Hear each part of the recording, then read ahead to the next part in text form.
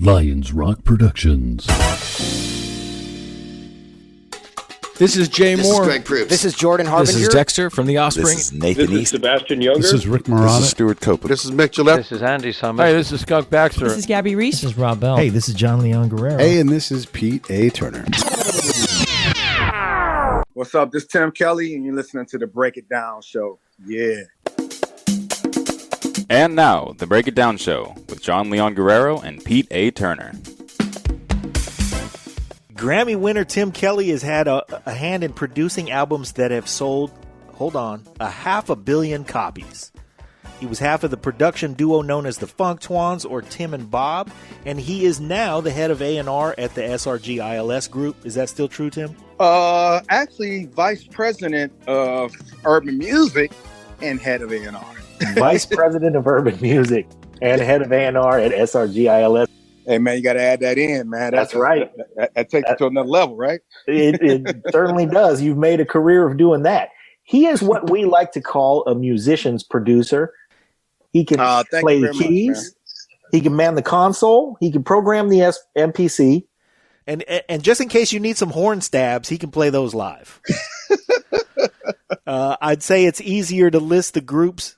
I said, you know what's so crazy, man, is that's one of the first instruments I learned because my dad played as the trumpet, man. Yes. That makes it crazy, man. So, yeah. Well, and so, hey, if we ever need to count on you to just pick up the trumpet and play those horn stabs, then you can do it. Hey, you can do it, and you can track it, and you can do everything from there.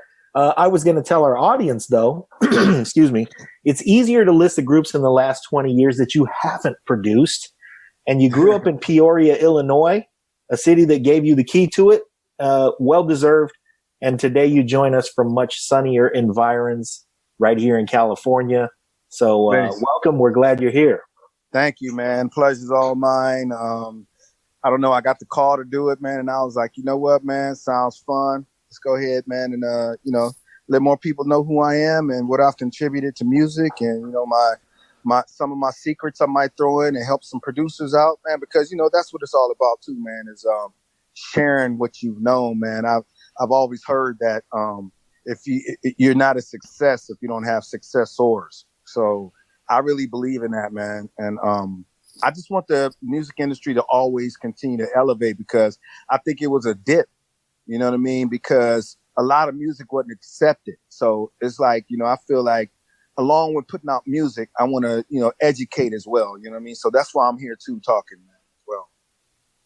No, that's great that you're doing that. I do want to point out that from our show history, John and I were talking pre-show, trying to tabulate how many records our musical artists have sold or produced. And we were confident it was over 1 billion before, which is pretty significant. We've had a bunch of your peers that have won Grammys on there. But like you, we are so fortunate to be able to share these lessons. We had Dave Aude on last week, talking about what he does and how incredible he is. But I will say, in our horn section, you might be grabbing second chair, because we got some pretty good blowers and headies. We got some pretty good horn players, man. I'm okay, man. That's not really my claim to fame when it comes to instruments. Really, is guitar and piano. I just know how to play them by default, like I said, because I was in band when I was younger, and my dad played in his band when he was younger. So, the brass system is by default. You know what I mean? But I'm glad I can play them. You know what I mean? But I'm really piano, keyboard, guitars, bass. Let me see what else. Flute, piccolo, you name it. But like them the first, 3. You know what I mean? Well, though, I think there's something important in the fact that your musical development was informed by the horn section, because right. I'm the child of a horn player myself. My dad's a sax player. Oh, awesome.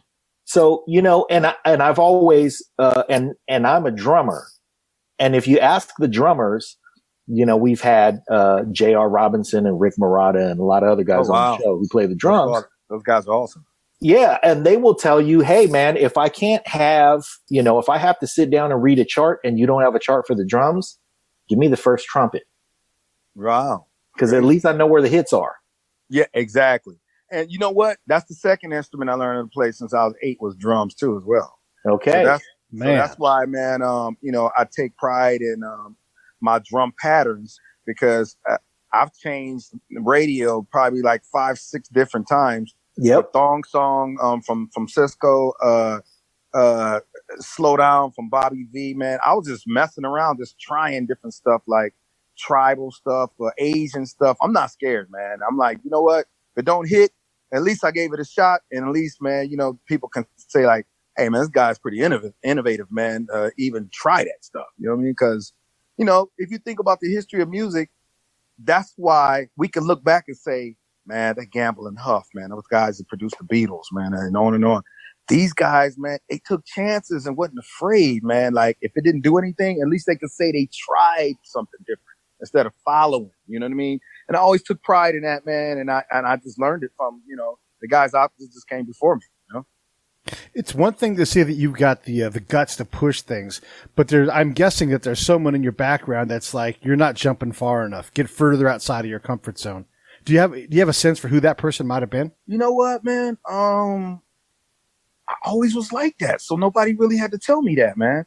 Now I will say this: it was a lot of people that when I give an example, like I went to engineering school and I learned how to engineer. But just because you go to engineering school, it don't mean you're going to be a good engineer. So you got to sit down with cats that also can give you those cheat codes, man, to those hit records and tell you, why they think that, it made an impact far as sound quality and all that. So I would say a lot of engineers helped me out throughout the way, man.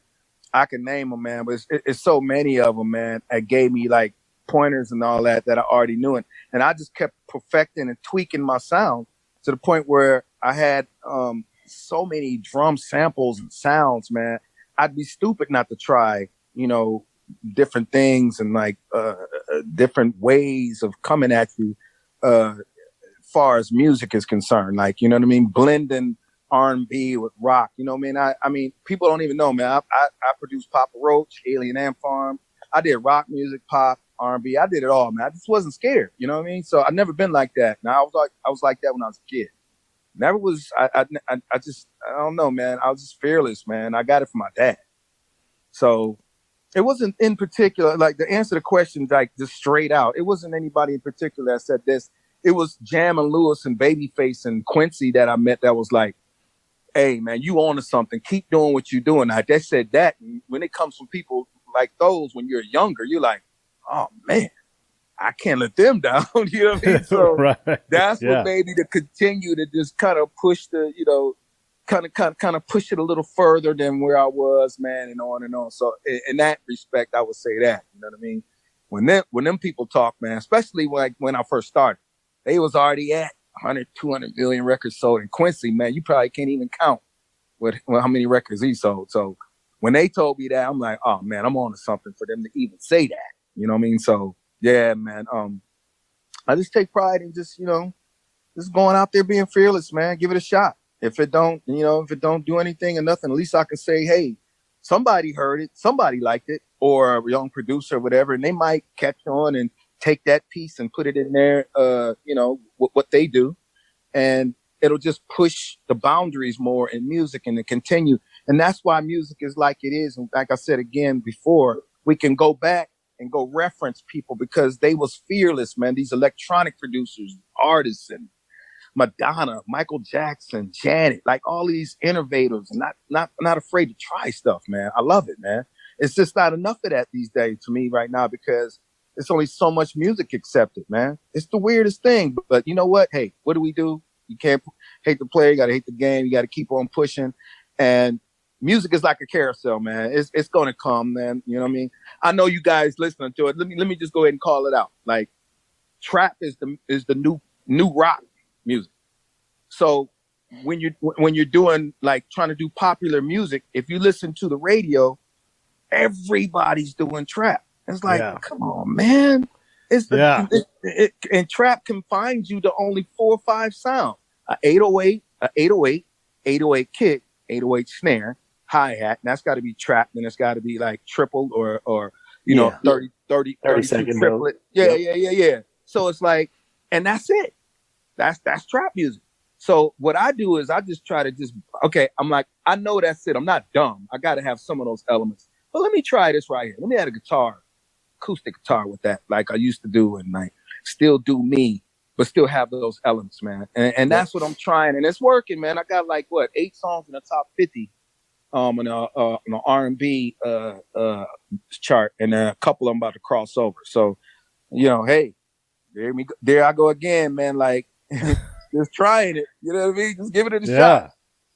I'm going to go back to the beginning, though, where you said that you wanted to use our platform and others that you've been on. That and everybody, please go look up Tim Kelley, find him all over the place on YouTube, and listen to anything and everything, especially if you are at the least bit interested in music production or songwriting. There are all kinds of gems of wisdom that you've dropped in a lot of places, but you started off when you said earlier in the show that you wanted to do things like this because you wanted to get more people familiar with your work. You've mentioned a lot of people who I consider your peers, and some of them, of course, Jam and Lewis, Quincy Jones, came a little before you showed up. But right. I would say at this point, your ability to walk into the studio and walk out with a product that is adventurous and new and cutting is just as good as anybody else's in the world. And I would say that you are, it's hard to say these words about somebody who sold 500 million albums, but you are sort of unsung. I mean, you don't get as much press as a lot of other people. Why do you think that is? You know what, man? And a lot of people ask me that question. I love it, man. First of all, let me give one more shout out to a couple engineers that helped me out along the way, man. Mm-hmm. When I worked on J-Lo, I met and I worked on Michael Jackson too, but I kind of wasn't in the room with him. But when I was in the room with him, when I did J-Lo, I was in the room with him. Bruce Swedeen, man. Oh man, dude, man, I was in the room with him, man. I was blown. Check this out. Let me say a quick story, man. I don't know if I got a lot of time. I know you guys can edit it, but I got to get this in, man. Check this out, please. So we're working on J-Lo, and I worked on her a lot, but the Rebirth album is what was the one, and she started working with Bruce Swedeen, I think 2 albums before that. So he was always on her album. So I didn't know if he was going to come over where we were, the studio that she rented out for the producers for that particular album, right? So we Corey Rooney, which is a good friend of mine, he used to work up at Sony. He comes over to the other side because he was executive producer of our album. He comes over and goes, "Hey, man," he said, "Man, somebody want to talk to you guys, man, and meet you." This is when I was with Bob. And I was like, okay, cool. So, because J-Lo rented out this big house that had like 6-7 studios in it. And we was right across from the main studio, right? So we go over there and I walk in there and, I do my homework. I already knew from the back who he was, man. And I'm like, no damn way, man. So I didn't say anything, you know what I mean? I was just such in awe. I was just like, I'm in the room with Bruce Swedeen. This is crazy. So here he go, man. He's listening to the song and he's listening to another song. So then when we walked in there, Corey tapped him on the back and let him know me and Bob was in there. So he turns around. He's like, oh. And I guess he whispered in his ear and he must have told him like, these are the guys that the songs, whatever, right? So he immediately turned the song out because he was mixing one of them. He said, "Hey, man, you know what? I got to ask, man." He said, "First of all, man, how you guys doing, man?" We was like, man, I was like, "Hey, man, in awe." He said, "Get out of here," right? He's like, "Hey, look, man, who does the mixing and the sound design and all that for you guys, man?" Mm-hmm. Right? So I go, "Nah, that's me." And then he go, "Let me tell you something, man. Like, you have skills, bro." So I was like, wait. What you mean? He's like, "Man, look, man." He was like, "They sound mixed already." He was like, "Man, I've never met too many people that I could say that to." He was like, "Man, it's you, Teddy Riley, a couple other cats. Sounds already mixed, man. Is it something that you did or that?" I'm wow. Like, I was blown away. So then I just told him my chain and what did I do and what I use all the time. And I always treat my drums before, I actually do a track. Mm-hmm. So now it's just a thing of, like I know my drums is right. Which is the main thing. I'll just put everything else up inside that. You know what I mean? So I know if I'm listening to a mix, I'm like, man, something ain't right. I'm like, okay, it's a process of elimination. Your drums is right. you got the bass, you know what I mean? So all the accompaniments, you just got to just figure, you know, you want to pan over here, up here, you want to EQ, you know what I mean? You want, you know what I mean? 5K in this, take it out.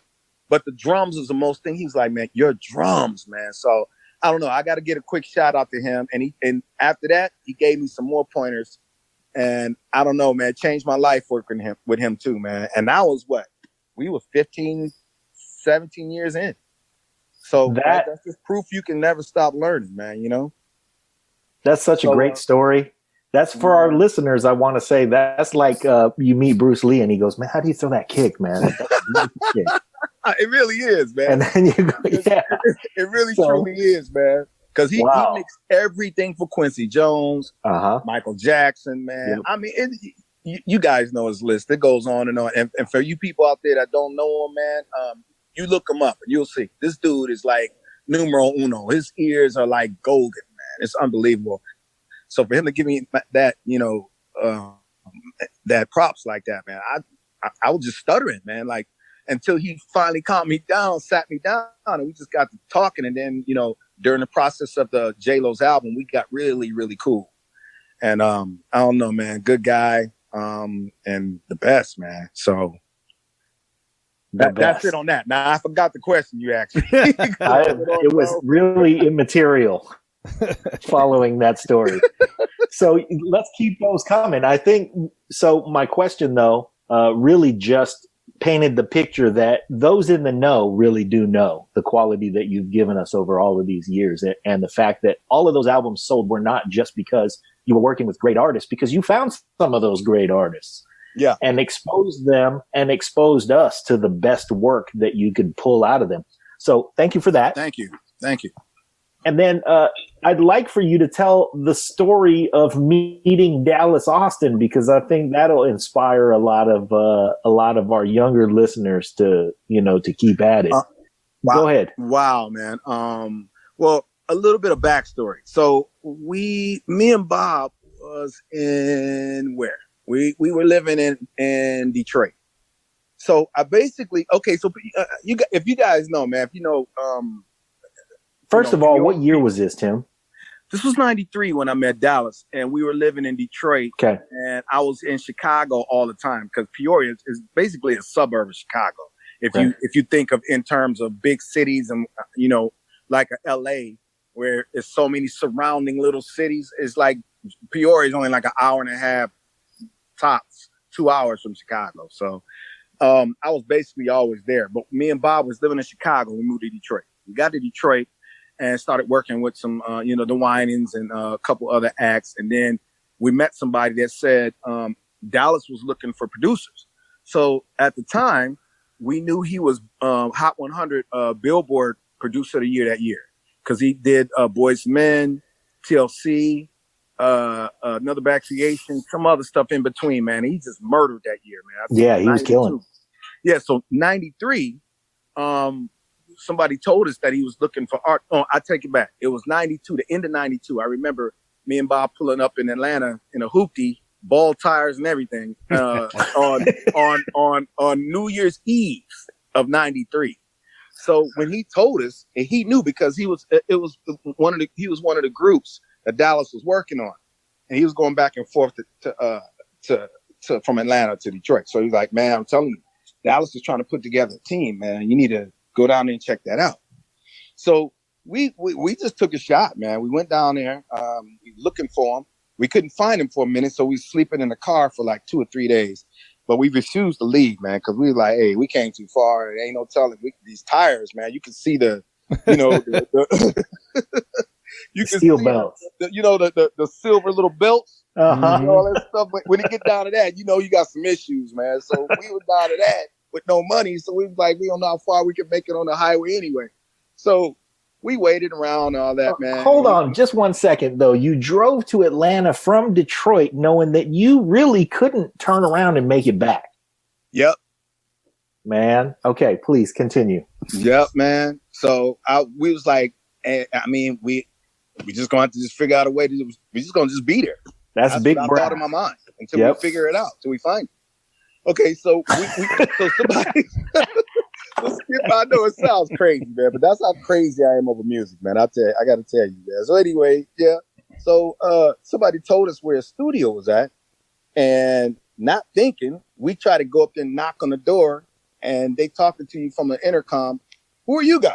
You know what I mean? We like, hey, we looking for Dallas. Man, it was like, who is it, man? And it was like, man, just drop your, your demo off right here, whatever. So that's when we thought, we was like, hey, man, what do we think about? This dude just won all this. He's got the studio, and no telling what else he got, man. And we wasn't going to be able to walk in there like that, right? So we're sitting on the side, and we're trying to figure it out, man. And then our guy, man, that I was telling you about, his name is Paul Hill, actually. He right now, he sings with the Dramatics. And before that, he was on the road with George Clinton. So he was always in the mix, man. So he flies in and he calls. He's like, yo, I'm here. He's like, oh, Paul, yo, man, where you at?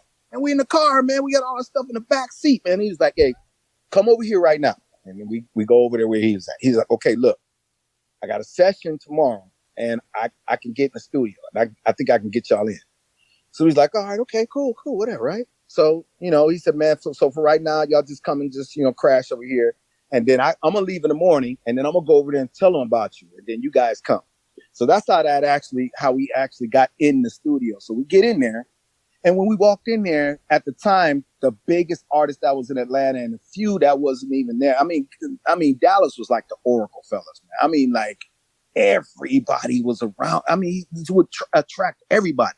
We saw Q-Tip in there. We saw Busta Rhymes, TLC, Arrested Development. I mean, it was so many because he was having a little party. Right? That's when Atlanta just was really popping too. Exactly. That's when the boom of it was just starting, but not R&B really wasn't quite relevant there. Like slow, mid slows. It was a lot of 808 music because that's kind of where it came from. Obviously, it's Miami, Detroit, the southern part, right? Yeah. So I go in, so we go in there and they're having a party and we just went and just sat somewhere, right? So when we sat down, we were like, okay, everybody partying. We didn't know anybody. We just knew Paul. Paul's in, and he had one room going because he had just built the studio. So he's in the other room. Paul's in the other room. So we just sitting there. We didn't even know anybody, right? So this guy named Dave was Dallas's assistant and everything for them. So we met Dave coming in, and Dave knew that we was there to meet Dallas and show, our demos and all that. So Dave comes up to us. He was like, hey, man, go ahead, man. Throw y'all stuff in, man. So it's like, now? It's like, now. He said, remember, no slow songs, though. This is in the party. You are in the party while all the people there, Arrested Development, there, Busta Rhymes, Q-Tip, everybody up in there, right? So we like, no slow songs. None, man. Nobody here. They're partying, man. They don't hear no slow songs. It was like, all right. So I got to thinking, I'm like, okay, got to play something that kind of feels like what Dallas do. That'll make them kind of know that, we will fit in the fold because I was like a chameleon anyway. And I always listen to everybody's sound and music. And then I was an engineer. So I can make my stuff sound just like yours. You know what I mean? Because I was an engineer too. Right. So I put on how much material did you bring with you? Man, a bag full. Back then it was cassettes and decks. Okay. So I had a bag full of them. So I was fine on that. I was just hoping he would like something, right?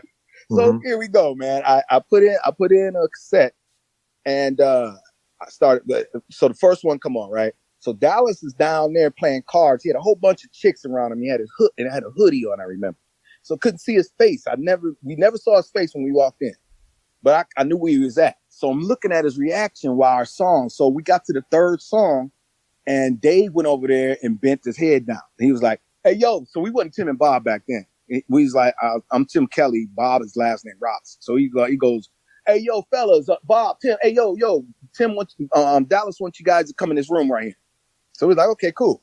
So we go in this room, and obviously looked like a conference room. You know what I mean? That was built. So it was a conference room, and then there was one studio built, and then everything was getting built out. As you if you've been inside a studio, and it was just kind of just rooms. He had 5 rooms in there, and they all steady getting built out, and everything else, your kitchen and all that, right? So we're just sitting in there, and 30 minutes go by. But he broke you away from the party.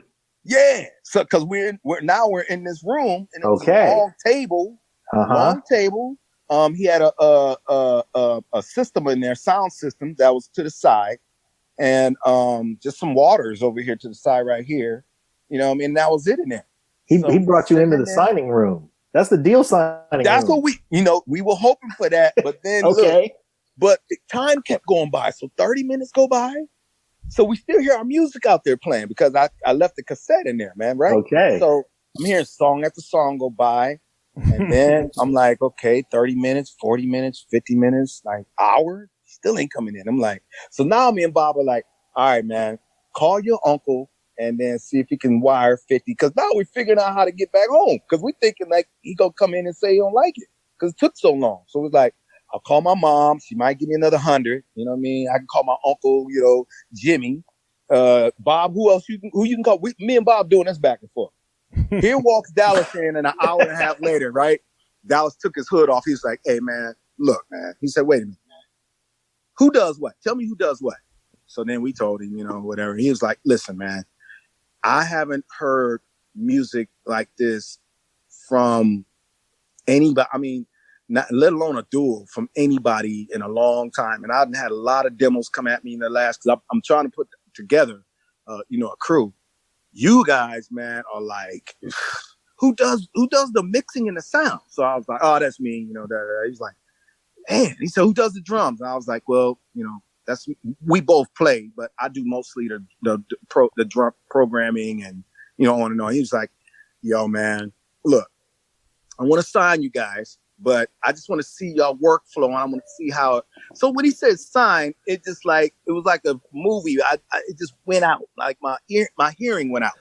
Right? I'm like, I didn't even hear it. It was like, those movies, man, when you see somebody say something, then all of a sudden it seems like they're talking to themselves, and then there's a lot of echo going on in their brain. Right. Mm-hmm. It was one of them things, man. I can hear him, but I couldn't hear him. It was sounding like he was going. I was like, Lord, no way, God, no way. He don't like my stuff. There's no way. So then I come in. Now I'm back in reality. So he goes, yeah, man. This little room next to me is gonna be the D room. So I'm gonna have that for people that want to come in and do pre-production. I'm gonna immediately have some equipment put in there, and I want to see y'all workflow for the next 2 weeks, man. He said, are y'all cool with that? And I'm like, are we cool? Yeah. He's like, okay, cool, man. So, we're going to do that. All right, cool, man. He's like, all right. So he opens the door and he walk out. So I realized instantly, I'm like, we don't have anywhere to stay. Paul is about to go back to Detroit. So I hurried and ran out there to him. I'm like, Dallas, I tapped him on the shoulder. I'm like, Dallas, we don't have anywhere to stay. We've been sleeping in our car, man. So he told us later that he was impressed by that, but he didn't give us that impression. He's like, oh, he said, okay. He said, well, if you want to stay, he said, if you guys want somewhere to stay, I got some, I got some little cot over there on the side and some throw pillows, man. If y'all want, man, y'all can kind of sleep in here. He was like, oh, okay. Thank you, man. So, you know what I'm saying? So I'm like, okay, wait a minute. You need to tell me I'm up in a studio with Dallas Austin and on and on and on, right? Make a long story short, man, I'm just going to I can go on forever, but let me shorten it. Make a long story short, me and Bob didn't see daylight for about a week. We were in the room and we came out of there with about 80 tracks. He was like, hey, man, you know what, man? Let's go. And then that's when he started giving us a gang of projects. I Don't Want to Fight from Tina Turner was my first hit record with remix. We did that. Can We Talk from Tevin Campbell. We did the remix on that. Because Babyface came over and met us, and then we did the remix on that. And then we did Get It Up from the Poetic Justice soundtrack, TLC. That was our first 3 big songs. Wow. And it went on from there. Yep. Then after that, Boys and Men 2 album. That was our biggest one, our first really big project. That's the biggest one. Yeah. It probably is. We had 6 songs on there, and I think it's 30 million worldwide? Yeah. Yeah. So, man, I mean, and we just didn't look back from there, man. We just kept on going, man. Kept going. So a couple things I want to point out, because our show listeners, of course, care about performance and what it takes to get to where you get. I want to point out that you were simultaneously surprised by that outcome and blown away that you had this opportunity, but not really, because you went down there and you didn't have anything. Nothing. You went down there knowing that you couldn't make it back. And the Exactly. amount of the big brass that it takes to go down there and do that with that kind of attitude, man, it shows that you...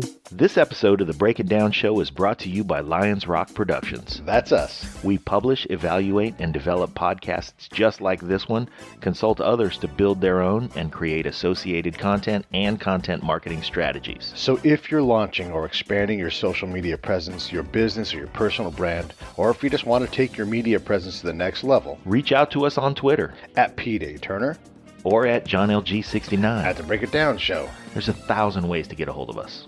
Now enjoy the show. With that kind of attitude, man, it shows that you knew you had what it took. And you went down there with enough songs that you could sit in a waiting room for an hour plus. And your songs Yeah, kept you know playing. what? And you know what? If anything else, I was confident that I knew what I was doing. Put it that way. But like, Okay. if he would like it, it still was up to him to be like, you know what? Hit and miss. I don't know. I don't know what he thought, but I thought, I wouldn't even put anything on a cassette or whatever back then if it didn't move me. And it takes a lot to impress myself because I'm so hard on myself. You know what I mean? So I know I had the goods. I was just like, I just hope he liked it. And I think there's another lesson there, which was if he didn't like it, it would have been a matter of personal preference, not because you played some bullshit. So, pardon my language. But if we're to take a lesson from this, I really want to bring this home, though. There's an exit where he says, man, good work, fellas. We're really going to do this. You produced 80 tracks in a week and you didn't see daylight. And I'm sure that was amazing. How did you get home? Did he stuff a bunch of money in your pocket and you had to drive the hoopty back home? Or did you just get rid of that thing and catch a plane and go, this is it. Our lives are changed.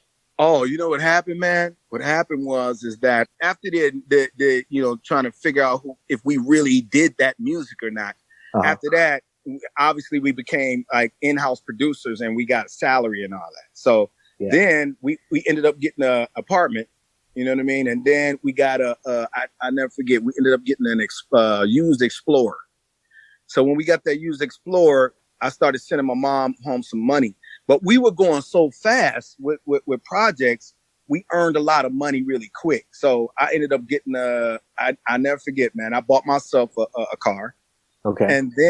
And when we did Boys and Men, that's when we came home. I surprised my mom. I never forget. When we got our first royalty check, I bought my mom a Benz and I bought my dad a Continental because he was a Cadillac Continental guy. Bought him that and my other family members some things. But that was the first time we came home. I was like, I'm not going to come home until we extra successful at some capacity. You didn't even go home. Didn't go home, man, until... Man, I love this story so much. Till we did Boys and Men. So 93, 94, 95 is when we went home. We went home a year and a half later, man.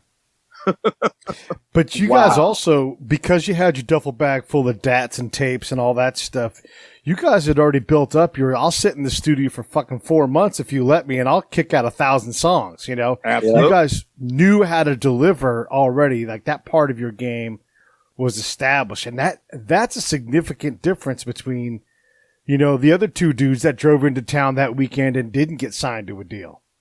Absolutely. You know what? You're absolutely right. And you know what? Another thing, man, I got to say this too, man, for the listeners and for young producers, man, like, don't rely, because see, back then it was different. It wasn't any dolls. It wasn't any, all these computers. It wasn't, you can go on the internet and surf and find sounds. And then you just find a doll, which is, Ableton, Logic, Fruity Loops, whatever you use. And you can just slide the free sounds that you found on the internet.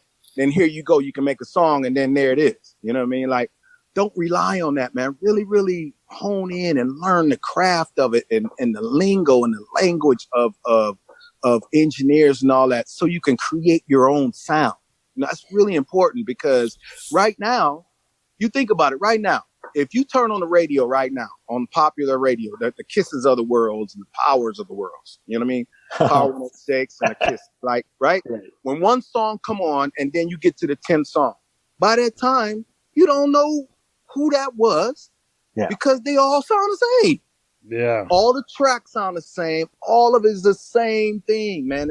And how can you get, how can you rise your head above the pack if you don't have your own sound? You can't do it. You're just going to be a guy that like people go to and they be like, hey, man, I want a song from you, man. They ain't going to come to you and say, hey, I want you to do my project. Or you're not going to have some like Barbara Streisand or like from Rod Stewart to Madonna to Drake.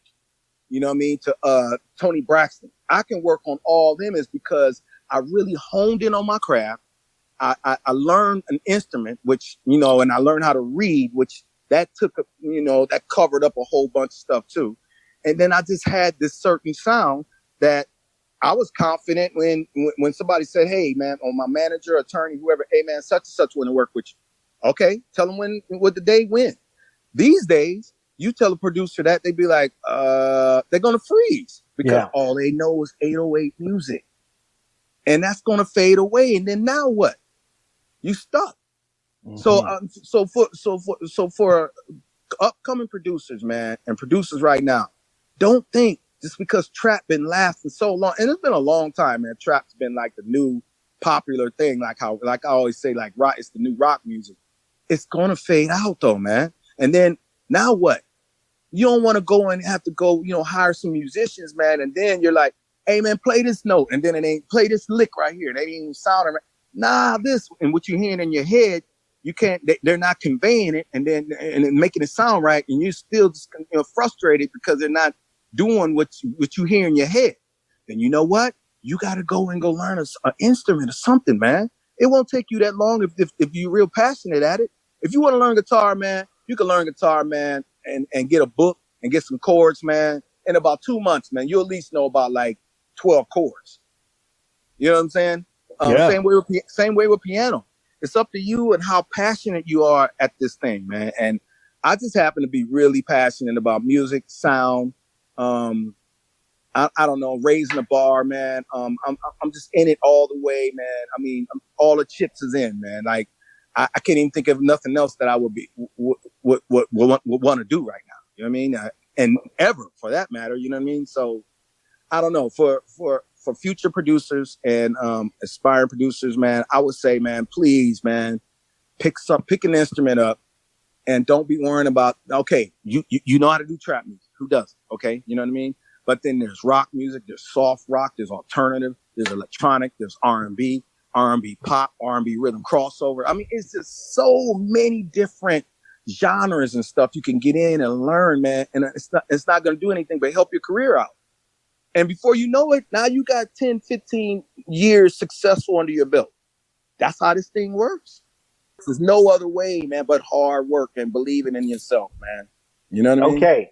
So, Tim, you speak the language of longevity and of development and of personal work ethic that makes me think I'm going to thank you for taking that trip down memory lane with us, because that's such a good story. I love that story. That is terrific. Thank you. Now we're looking forward, and we've talked about production, and we could talk about production as long as you want. But I want to talk about A&R, because as the head of A&R and the VP of Urban Music, you have an opportunity to find new artists, and the new artists that you sign have an opportunity to get, it sounds like, good old-fashioned A&R like they used to do. Yes, sir, man. And which really involves artist development, and you're taking somebody and really helping them to hone and craft a career and a signature sound. Talk to us about that. So obviously, man, I come from the hard knocks, man, and the way they used to do it back in the day. You know what I mean? So it's not like that right now. A&R is kind of totally different the way a lot of labels approach it. But for me, because I'm with a label, SRG / Universal, that's our parent company. But we're big, but we're still a boutique label, meaning that, man, we pay attention to every artist. We give every artist an opportunity.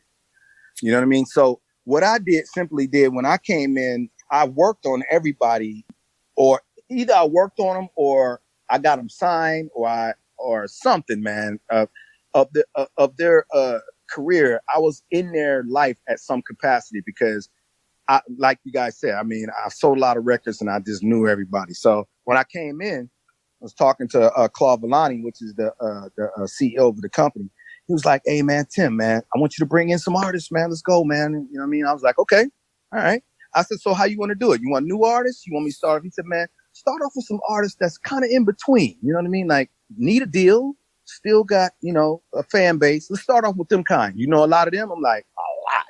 Because, with R&B, it was kind of in limbo and everybody's like trying to put it out on their own or just going straight to iTunes or on iCloud. So I knew so many artists like that, man. So first one I tried was Genuine that did Pony. I know you guys remember that big song he had with Pony and the Timberland. Hell yeah.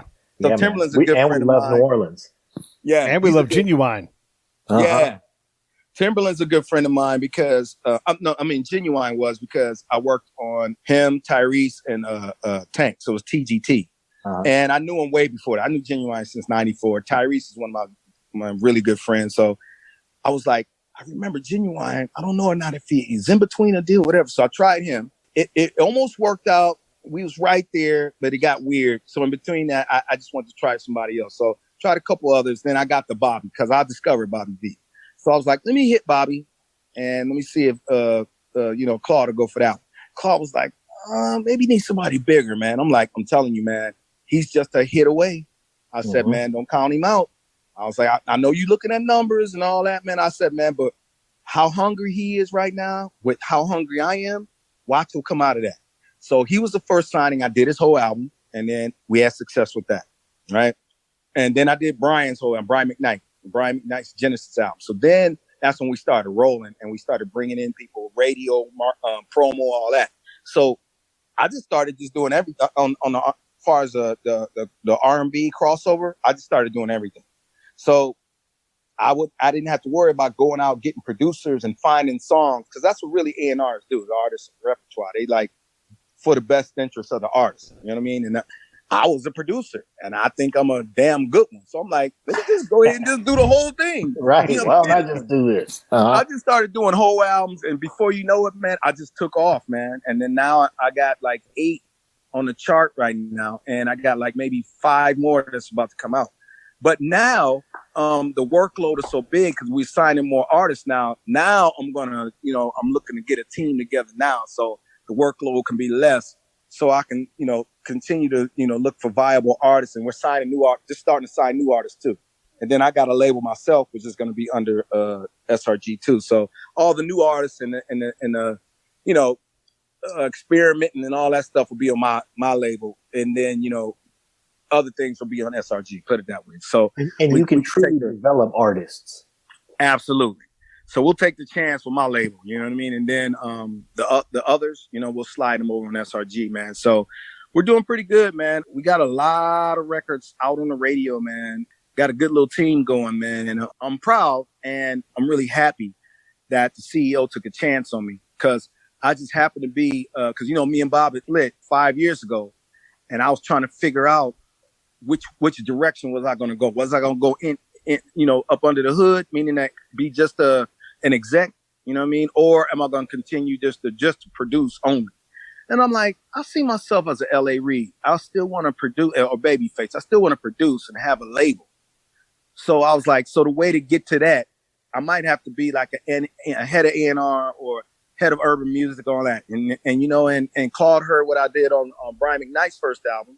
He just gave me a shot. He came at me and said, "Hey, man, I want you to be head of A&R over here, man." I'm like, "Really? Oh, okay, cool." Okay. Yeah. So, man, I took it from there. And then all of a sudden, eventually became, vice president of urban music, which I'm really president. He's just the president overall of the company. So he don't want to give me that title. But I'm really the president, man, you know what I mean? But he just runs the whole thing. He's the titular president. That way we get to say the word tit on the show. Yeah. As you're looking at acts, you and I both have kind of a sense for like, how do you separate yourself inside a trap? I mean, obviously there's people that do it well, but John and I oftentimes, because we have a lot of music-based shows, we get handed things and you listen and you're like, I don't know who you are, how you're different. So what are you hearing out there that people are like either pushing trap or they're in a completely different area where the music is really moving you because you clearly know what works? Yeah. So with me, man, I tell you what my approach is, man. What I do, man. I'm like, okay, I had a particular sound, man. I had a run where it was like Asian R&B. I just started doing. I always been like, really fascinated with Asian music, man, since I was young, before I was even producing. So when I started producing, man, I really started like getting a whole bunch of imports of like Asian artists and just really listening to the stuff. And I don't know, man. I was like, let me try to blend this genre, man. And I had a run where it was like about, I don't know, like 4 or 5 years where everybody was coming to me after I did Slow Down from Bobby and then Tell Me. And then it featured Lil Wayne. So Lil Wayne, that was his first big song on the R&B side. And that opened up everybody to start looking at me and Bob, because everybody started shouting me and Bob's name on the front of the song. So I would say, man, what I did was I was like, I can't abandon what got me to where I'm at, because people know me for this certain sound, certain BPMs, certain, always incorporated guitar inside our stuff, be it acoustic or electric, or just finding a weird sound, through pedals or whatever it may be, or boxes or anything. So I was like, I'm not going to abandon that. So what I'm going to do is, what I'm hearing. Okay, I hear it on the radio. I hear what Drake is doing. I hear Beyonce is doing. I hear what Rihanna's doing. So I just listen to that, and I keep my ear to the streets of the cats that's up and coming, because those are the hungry ones. And then I remember how I was when I was in my mom's basement. I was hungry, so I was trying everything. So you always got to listen to those type of guys, man. You know what I'm saying? The real up and coming hungry cats. So I did that, and that's what I do basically, man. I just keep my sound. It really don't change, but just the outside of it kind of changed a little bit, far as the drums and the drum patterns, and I add a little bit of track. But it's always gonna be musical, man. It ain't gonna just be going boom, boom, boom, boom. You on one note, and it's doing that through the whole song. I just can't do that, man. I'm too musical. You know what I mean? So, I'm finding success with it, man. And I'm still tweaking my sound as we speak right now, man. I'm still trying to add things and, weave in and out of different. I love electronic music too. Electronic music, I don't know. I'm a sponge, man. I just try everything, man, and just see if it works. And I just make sure the lyrics, when I write them or I co-write with somebody, that it's just they're relatable to somebody's situation, man. You know what I'm saying? And then here we go. You got a song for me.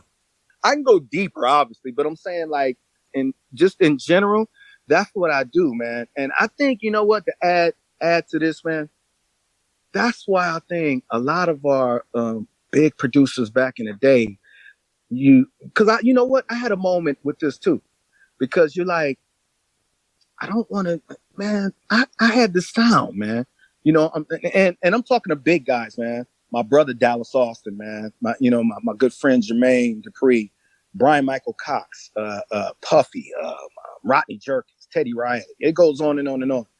We got caught up. I think, and I might be speaking just for a few of us, but I know they had to cross their mind. They're like, okay, you know what? I had a sound, man, and now if I do that sound, it just ain't gonna fit right. So let me wait until this wave is over. You know what I mean?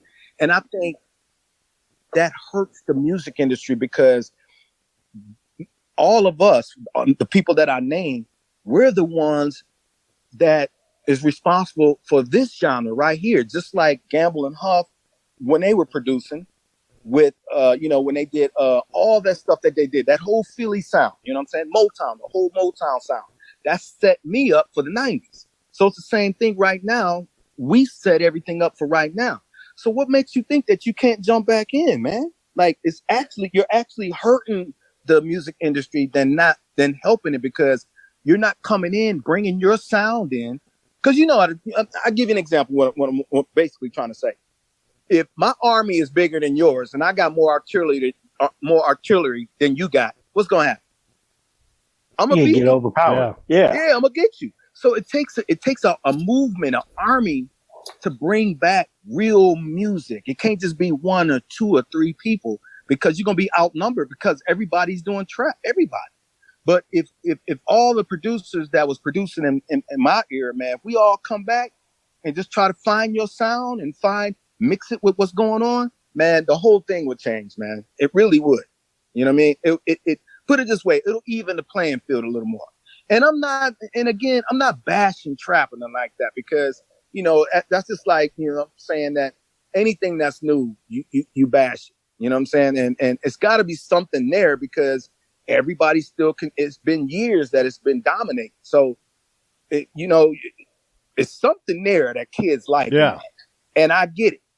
But at the same time, let's introduce them to some trap with some music within that, though, with some substance, with some real lyrics, not just saying, I got this many bitches and I'm in the club every night and I'm this and I'm that. You know what I'm saying? Let's bring some substance to that too, man. You know what I mean? And that's, in a nutshell, that's what I've been trying to do, man. You know what I mean? You know what? Let me expand on that for a second, Tim, because I think one of the things that if there's somebody out there who's shaking his head going, man, listen to Tim is old ass talking about how, you know, I think that if now that everybody can have a studio in their bedroom and you don't have the formal training and you don't have the gatekeepers that you used to have to publish something, right? It's more like all of your peers who you named have custody of an art form, and that there's a generation of new guys out there who have access to the gear and they just need a little more influence. They need a little more influence on the musicality. They need a little more influence on reaching back and digging deep. They need a little more influence on bringing the quality. And I will say that, man, I'm really looking forward to whatever artist you rope in. The new artists that emerge in your care are going to be very, very lucky. Ah, man, I really appreciate that, man. You know, man, really, man, seriously, man. And I can tell you guys are really well versed, man, in music in itself and the genre. And you guys do your homework. You know what I mean? Because when you started off talking about me, I was like, wow, they, you know what I mean? They really, looked me up. This is crazy. Yeah. You know what, man? It's not. No, man. We've been here the whole time, Tim. We've been here the whole time. See that? Hey, guys, I remember the question you guys asked me, and I want to answer that because it's really important. You said, I sold this many records, and I'm up there with the best of them. Why am I not way out there, and people know when you say my name, they're like, oh yeah, man, he did this and this. And, you know what I mean? I remember you guys asking me that. Let me tell you something. Jam and Lewis told us, man, a long time ago. They said, man, you know what? You guys stay out of your videos and just keep your head low. You know what I mean? And just go. Meaning that, and then they use this too. They was like, man, you know what? You want to have like, how when you buy a really, really good candle as opposed to a Glade candle at the grocery store, the wick just burns quick on a cheap candle, but a really good candle, you can have that for like 3-4 months. You know what I mean? Because it's a good quality candle, and the wick and the wax on it just burns slow. Low and slow. They always said that. It's like, man, look, the longer you stay out of videos and like putting yourself out there, you know what I mean? Like the quicker your wick is gonna, it's like have it burn really slow. You know what I'm saying? And this is how you do it. So they just start telling things that I was just saying. And then they added one more thing. They were like, and another thing, I'd rather be lukewarm for a long time than hot for a quick minute. You know what I mean? So I always use those words, and I just live by that. I'm like, I'd rather be lukewarm for the rest of my career and still just putting out records, still, making an influence. I ain't got to be out there in the forefront and you see my face, and I want to be able to go in the grocery store with my family or walk around and not get worried about getting hit over the head because I don't have 10 bodyguards with me, man. I'm just at Gelson's trying to pick up some meat. Leave me alone. Can't a brother get some salami? I'm trying to buy some Franks, man. Some hot dogs, man. Come on, man. You got an autograph? Oh, no, so I just live by that, man. And it's work. You know what I mean? Like, I love it that, you got to look me up. And then you're like, wow. I love that, man. I ain't gonna even lie. A lot of people wouldn't, but I do. Because like I said, man, I want to be lukewarm for as long as I'm alive. I'm gonna be producing, I think. So I want to stay warm, not catch some hot joints, hot minutes and moments. But then when what goes up comes down, just so I just come to the lukewarm level. I'm good. That's where I like to lay and live. You know what I mean? So I love it, man. And I'm gonna continue to try to stay like that, man. And that's how I live it. Yeah, I love it. I love that approach. That's the end of the show right there. We can't top that. But I will say this, man. I have enjoyed your career. You have given me I have a son that I could probably blame on a nice date that I had that ended with some Tim Kelley music. Oh, wow. And, there's a lot to be said for your approach and how important that your contribution continues to be as your career evolves from one thing to the next. Come back on the Break It Down show, man. Listen, man, you guys, man, man, we're family. It's too late now, man. All right. Once I connect with somebody and I can tell they're really cool guys, man, we're family now. So whenever you guys want me, man, when I say that, I mean it, man. Like, you some genuine cats, man. Like, anytime y'all need me, man, or y'all want me to just talk about my career or anybody else about, just to give some props to somebody else, man. I'm here, man.